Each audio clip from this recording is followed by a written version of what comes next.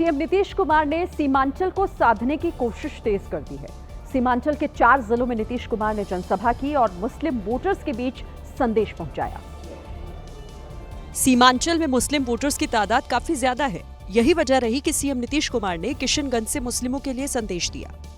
समाज में कितना विवाद होता था और कितना हिंदू मुस्लिम झगड़ा होता था, कभी मुस्लिम के लिए भी कोई काम किया था? कोई काम नहीं किया था। मुस्लिमों को रिझाने का काम एक तरफ नीतीश कर रहे हैं तो तेजस्वी भी चुनावी मंचों से एकजुटता की अपील कर रहे हैं। हम सब लोगों से कहेंगे, सब लोग मिलजुल करके रहिए, हिंदू मुस्लिम सब भाई मिल करके रहिए और नया बिहार बनाना है।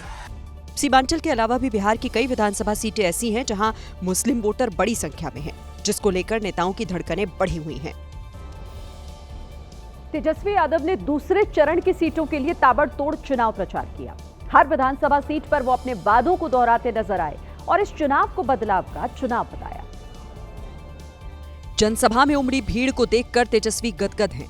पश्चिमी चंपारण में रैली करते हुए उन्होंने 30,000 रुपए देने का वादा किया। आने वाला मकर संक्रांति यानी 14 जनवरी को 30,000 रुपए हमारी माता बहनों के खाते में डालने का काम करें। पश्चिमी चंपारण के बाद तेजस्वी ने 16 जगहों पर जनसभाएं की। यहां उन्होंने पीएम मोदी को फैक्ट्री के मुद्दे पर घेरा।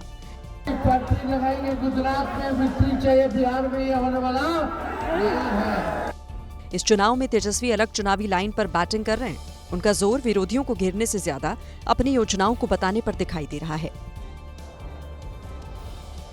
बिहार विधानसभा चुनाव में प्रचार के दौरान कांग्रेस नेता राहुल गांधी ने जातीय प्रतिनिधित्व का मुद्दा उठाया, लेकिन इस दौरान राहुल गांधी सेना को लेकर कुछ ऐसा बोल गए जिस पर विवाद खड़ा हो गया है। चुनावी रैली को संबोधित करते हुए राहुल गांधी ने कहा कि 10% आबादी ही सेना को कंट्रोल करती है। सारे के सारे 10% आबादी में से आते हैं। सारा बैंक का धन उनको जाता है, सारी नौकरियां उनको जाती हैं।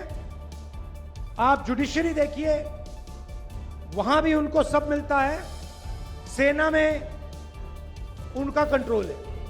उन्होंने दावा किया कि देश की बड़ी कंपनियों सहित सभी महत्वपूर्ण संस्थाओं पर केवल 10% आबादी का ही नियंत्रण है, जबकि 90% आबादी जिसमें दलित, पिछड़े और आदिवासी शामिल हैं, उन्हें नजरअंदाज किया जा रहा है। सेना पर दिए गए राहुल गांधी के इस बयान पर सियासी बवंडर खड़ा हो गया है। बीजेपी नेताओं ने उन्हें घेर लिया और बिना शर्त माफी मांगने की बात कही है। बीजेपी ने कहा कि राहुल गांधी का बयान सिर्फ सेना का ही अपमान नहीं बल्कि देश की एकता और अखंडता के भी खिलाफ है। जो सेना के शौर्य पर, सेना की शक्ति पर, सेना के पराक्रम पर प्रश्न चिन्ह खड़ा करते हो, आज वो सेना के कामकाज पर भी प्रश्न चिन्ह खड़ा करना शुरू कर दिया। असम के सीएम हिमंता बिस्वा शर्मा ने तो राहुल गांधी को देश का दुश्मन करार दिया। राहुल गांधी देश का दुश्मन है और देश का दुश्मनों ने राहुल गांधी को प्लान किया हुआ है। जाके जुडिशियरी को वीक करो, आर्मी को वीक करो। वहीं प्रियंका गांधी ने न सिर्फ राहुल गांधी का बचाव किया बल्कि बीजेपी को अपमान मंत्रालय खोलने की नसीहत दी। मेरे भाई ने ऐसा कुछ नहीं कहा जिससे सेना का अपमान हो, ऐसा कुछ नहीं कहा। गोरखपुर के पीपीगंज में कुछ दिन पहले हुई मारपीट और हवाई फायरिंग के आरोपियों को पुलिस ने पकड़ लिया है। पुलिस ने इन आरोपियों को पेशी पर ले जाने से पहले इनकी परेड कराई और ढिलाई बरतने पर पुलिस वालों पर भी कार्रवाई की गई। ये गैंग बनाकर मारपीट का फाइनल अंजाम है। चलना भी मुश्किल है। 2-4 नहीं बल्कि 10 आरोपियों की परेड हुई।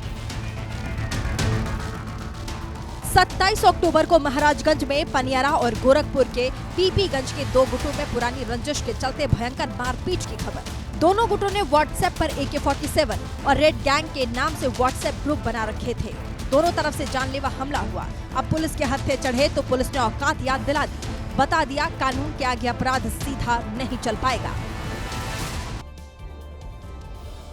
महाराष्ट्र के पुणे में तेंदुए की दहशत में जी रहे लोगों को थोड़ी राहत मिली है।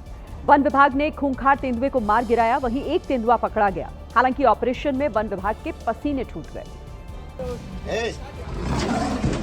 खूंखार तेंदुआ पिंजरे के अंदर दहाड़ रहा है। ऐसा लग रहा है जैसे पिंजरे से अभी बाहर आ जाएगा। तस्वीरें पुणे पिपरीखेड़ गांव की, जहां एक आदमखोर तेंदुए ने कई दिन से आतंक मचा रखा था। तेंदुए ने 3 लोगों की जान ले ली। गुस्साए लोगों ने वन विभाग पर लापरवाही का आरोप लगाते हुए हाईवे जाम कर दिया, जिसके बाद वन विभाग की टीम ने पिंजरा लगाया, लेकिन पिंजरे में कोई दूसरा तेंदुआ आकर फंस गया। वन विभाग ने दोबारा ऑपरेशन चलाया, पर तेंदुए को बेहोश करने की कोशिश फेल हो गई। इसीलिए शार्प शूटर्स ने तेंदुए को मार गिराया। दूसरी तरफ मध्य प्रदेश के छिंदवाड़ा में पेंच नेशनल पार्क में बाघिन के शावक को एक नई जिंदगी मिली। नेशनल पार्क में घायल हुए शावक का पहले रेस्क्यू किया गया और फिर उसका इलाज शुरू हुआ।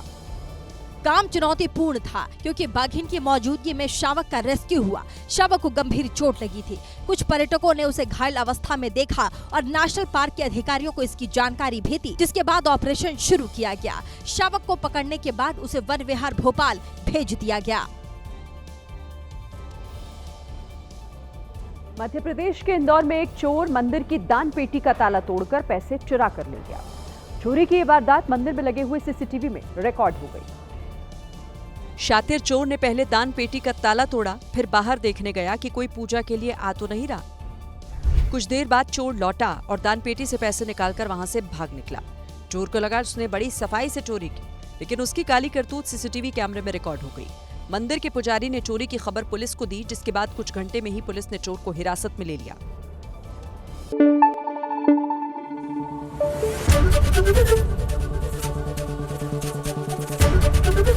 एबीपी न्यूज आपको रखे आगे।